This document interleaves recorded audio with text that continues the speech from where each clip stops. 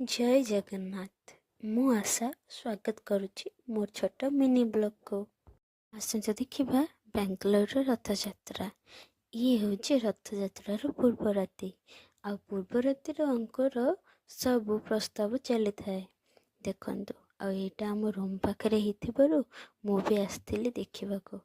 तो एटा पूर्व रात्रिर किछि उत्सव मंदिर देखंतु केते सुंदर भाबरे सजा हैछि।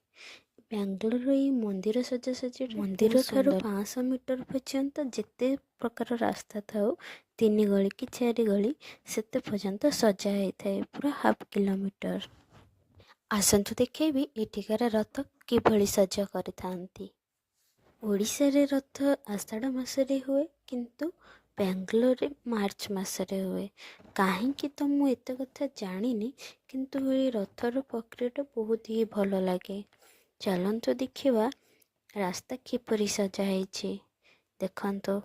एटा होछि हम रूम को रास्ता, हम रूम पर्यंत एटा सजा हैछि देखंतु। एपटे एटा आउ गोटे रास्ता एपटरे भी सजा हैछि देखुचंती तो केते सुंदर भाबरे सजा हैछि। ये तो थिला रथर पूर्व रातिर झलक। काली हम देखिबा रथ किपरि ठणा होछि। रहुछि जय जगन्नाथ।